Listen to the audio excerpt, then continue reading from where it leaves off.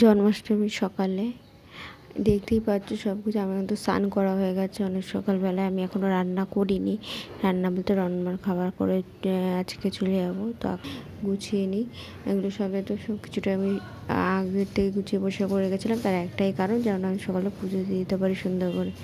দেখতেই পাচ্ছ এখন আরতি করা হচ্ছে। আর তোমরা ভালো করে জানো এই সময় তো আমি কথা বলি না, অবশ্যই আমি ভয়েস ওভার দিচ্ছি, তোমরা সেটা বুঝতেই পারছো স্বাভাবিকভাবে। আর পুজোর সময় তো কেউ কথা বলেই না। তো আমার এক্সাম আছে, এক্সাম দিয়ে বাড়ি আসতে আসতে সেই 4টেই বাজবে, কারণ বৃষ্টি যা পড়ছে সেইভাবে আসতে যেতে তো টাইম লাগে। তো আমার পুজো দেওয়া কমপ্লিট হয়ে গেছে, আর আমি রান্নার দিকতে যাবো। আর চাল ডাল সব রেখেছি, হয়ে যাবে তাড়াতাড়ি। চালটা ধুয়ে ভিজিয়ে রাখলে টাইম অ্যাকচুয়ালি লাগে না বেশি, সেটা তো স্বাভাবিকভাবে। আর সব কিছু ব্যাগ ট্যাগ সব গুছিয়ে রাখবো, আর তারপরে খেয়ে দিয়ে বেরিয়ে যাবো। আমি বেরোনোর সময় কোনো ভিডিও করতে পারি না, তার একটাই কারণ বেরোনোর সময় রেনকোট পরে একেবারে একটা জাম্বো ভূতের মতন হয়ে যায়। সিরিয়াসলি বলছি, নিজেই কেমন একটা লাগে ভূত মতন। যাই হোক এই জন্য। আর ঠান্ডাটা ভালোই লেগে গেছে। লাগার একটাই কারণ, মানে এত ঠান্ডা গরম, তার উপরে আমি ফ্যান ছাড়া থাকতে পারি না, এই জন্য। তো তোমরা আজকে কেমন করে জন্মাষ্টমী কাটাচ্ছ অবশ্যই আমার সাথে শেয়ার করো, আমার বেশ ভালোই লাগবে দেখতে, আর আমি তো দেখতেই থাকি সবারটা। তোমাদের কমেন্টসগুলো অবশ্যই পড়তে থাকি সবসময়।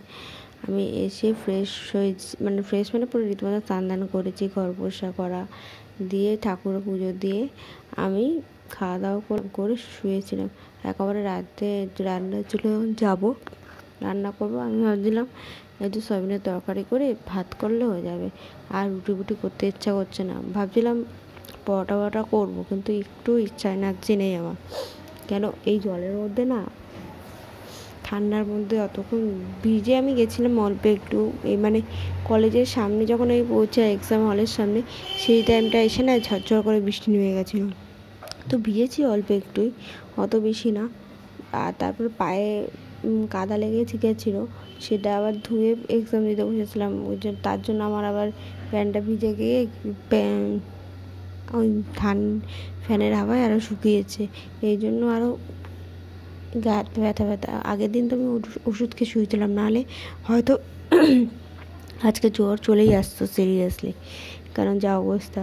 তো তার জন্য সেফটি ফার্স্ট, এই জন্যই। তো আমি ভিডিওটা এখনই শেষ করে দেবো। তো মাথা হালকা যন্ত্রণা করছে।